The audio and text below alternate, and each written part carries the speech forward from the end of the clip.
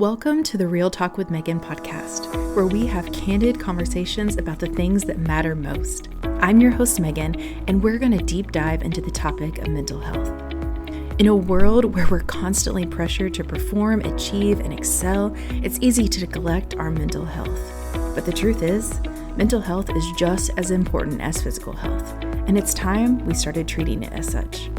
Join the conversation as we explore the complexities of mental health issues and speak with experts, advocates, and individuals who have lived through these challenges.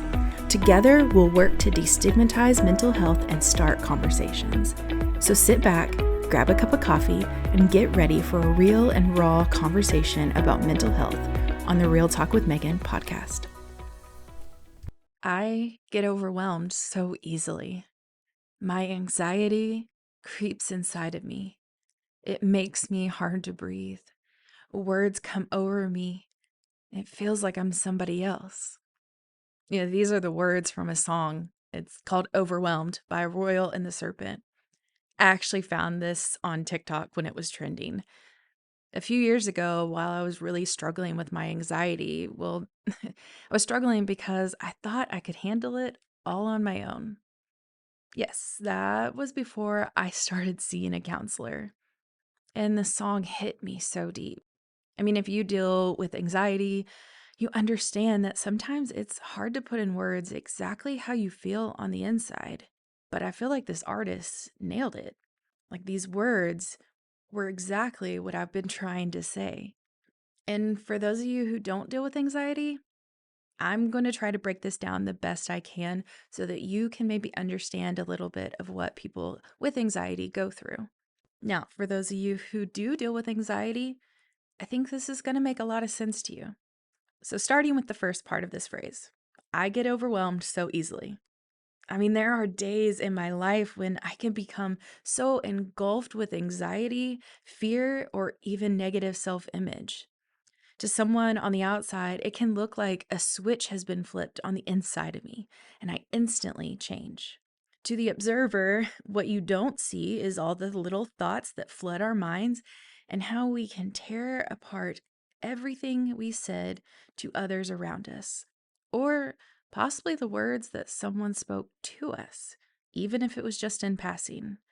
And not to mention the feelings that we've pushed aside for days or weeks or months. And then how every day we might just be putting on a smile just so that we can make it through the day. We put on that smile so just in case someone asks us if we're okay, we can say, I'm fine. Because 9 times out of 10, we say I'm fine and we brush it off. That's because, first, we don't like to talk about our feelings because it can be really difficult to put those into words. Second, sometimes when we do talk about our feelings, either the listener doesn't really pay attention to what we're saying, they only try to fix the issue, or they become overwhelmed themselves, and then you have to turn around and console them, the person that was listening to you about your struggles. It's exhausting. This is why a majority of the time it's so much easier to just not talk about it. So when it feels like we can become overwhelmed so easily, the truth is, it's probably a long list of things that get piled on top of each other. And all it takes is one small piece to set us over the edge. Not to mention the other times that the pressure builds when we're trying to be strong for someone else that's close to us. And there are a lot of times during that we don't let ourselves feel any emotion because we're trying to be strong. While this seems like it's helpful to the recipient, we still have to deal with those emotions. And what happens to something that's under pressure? Well, it usually explodes. And that's when an anxiety attack can happen. This leads us to the next part of the song. My anxiety creeps inside of me, makes it hard to breathe. Now, I put these two lines together because this perfectly describes an anxiety attack. Now, some of you may have first thought of a panic attack, but I want to clear something up, and it occasionally gets confused. Panic attacks and anxiety attacks are different. Symptoms of a panic attack include a racing heartbeat, shortness of breath, dizziness, trembling, and muscle tension. They often involve the physical sensations of fear, while anxiety attack symptoms vary in intensity from mild to severe and can include worry, restlessness, and possibly physical symptoms, such as change in heart rate, difficulty breathing, and even feeling frozen. Panic attacks appear suddenly, while anxiety attacks become gradually more intense over minutes, hours, or days. And also, panic attacks usually subside after a few minutes, while anxiety attacks, symptoms can prevail for long periods of time. So, fun fact, I have experienced both anxiety and panic attacks. And from personal experience, I can definitely tell you they are completely different. Neither of them are fun. But the words of this song, they just hit the nail on the head. My anxiety creeps inside of me. I mean, creeping doesn't happen fast, it happens slowly.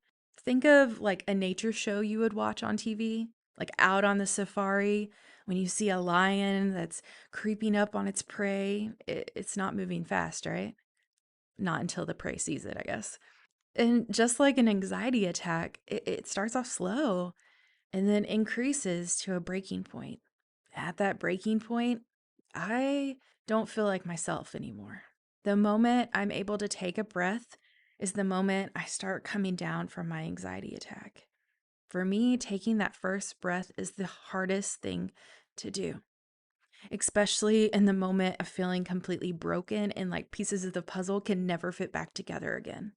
When I break out of that frozen state, and I can start to function again, it's not normal functioning like my everyday life. It's more difficult. And for a while, even simple tasks can still feel overwhelming until I'm able to fully come out of that anxiety attack. You know, this song, it continues on with words come over me. During those anxiety attacks, or even sometimes just in my daily life, words that were said to me or thoughts that have run through my mind come flooding back. It doesn't matter if it was recent or the time that I was in third grade and my best friend didn't want to play with me at recess. Well, because we both wanted to be the yellow Power Ranger and neither of us would change our minds. We were both pretty stubborn. So she went on and played with somebody else. Now, you might think that's funny, and it is kind of funny now. But this is where my mind starts playing games. And I think, is that why we're not friends anymore?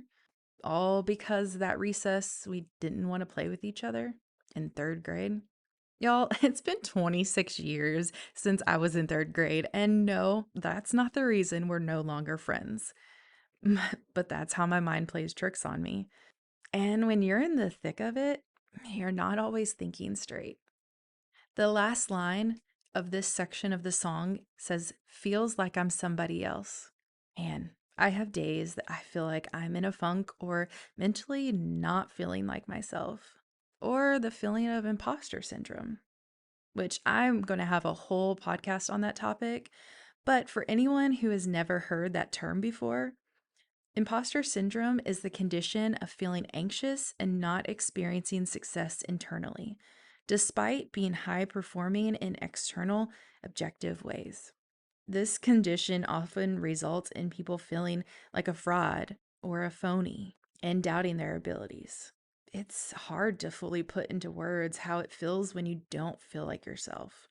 But imagine you wake up one morning, start your normal routine, and you notice that the outfit you picked out last night, it doesn't feel comfortable today. You try to fix your hair, but unfortunately it's humid outside and it won't fix how you like it, so you throw it up and throw on an oversized outfit just so you can hide about how you feel about your body. Finally, something is going right for you. You get your coffee in your favorite mug, but when you go to sit down, you trip over a cord that you promise wasn't there 5 minutes ago, and your coffee spills all over your floor. Not only is it sad that your coffee just spilled everywhere, but it spilled on your new robot vacuum. Facepalm moment. You feel as though your day is completely ruined, and you should probably just go back to bed for the rest of the day. Because it's only 8 a.m., why would anything go right today? The story is a actual morning I had. Separately, these situations are not that bad, but it adds a lot of stress when one thing happens after another and after another and then another. And not to mention, the night before this all happened, I had a circumstance in my life where my anxiety was so elevated. When the negativity consumes me, that is when I don't feel like my positive self. So, what can be done to help? Here's the thing, everyone is different, and what works for me may not work for you, but I have 3 tips that might help. First, learn what triggers your anxiety. Keep a journal if you need to. Write out all your feelings, the good, the bad, and what situation made you feel that way. Then, after a week or two, go back and look at the times you had the most anxiety. Is there a trend in what environment or people trigger your anxiety to be elevated? Once you have figured out your triggers, try your best to stay away from them, or at least find ways to alleviate them. Sometimes we can't stay away from all of them. Second, find ways to keep yourself grounded. For me, it's listening to music, working out, and getting outside, going for a walk, getting out in nature, and take care of yourself. Find those ways to be present in the moment. That's going to look different for everybody. And if you have to schedule it on your calendar and that's the only way it's going to happen, do that. Schedule it. One of the biggest things we can do for our anxiety and panic attacks is preventative work. Get ahead of it. It may not always stop them, but being prepared can help lessen the effect they have on you. Last but not least, talk to someone. I feel like I say this on my podcast over and over, but it is so important to talk to someone who can listen to you, not just someone who wants to fix everything. These people have really good intentions, but if you are spilling your feelings out and are hit back with, well, here's how you can fix that, it is only going to make you feel worse. I know that from experience. So find someone who is a great listener, but can also speak up when the time is right. And that is key, when the time is right. That may be your husband or a best friend, or if you don't feel comfortable with talking to anyone, maybe you find a professional. There's no shame in that. I highly recommend it. It has done wonders for me and many people that I know. I mean, it can be a therapist, it can be a counselor at your church, or a mental health coach like me. I think you will be surprised with how much a difference this can make. And if you need to talk to someone but don't have anyone around, message me. My email is in the show notes, and I would absolutely love to hear from you. Thanks for listening to Real Talk with Megan. Remember, you are not alone. Seeking help is a sign of strength, and taking care of your mental health is just as important as taking care of your physical health. We'll see you next time for more honest conversations.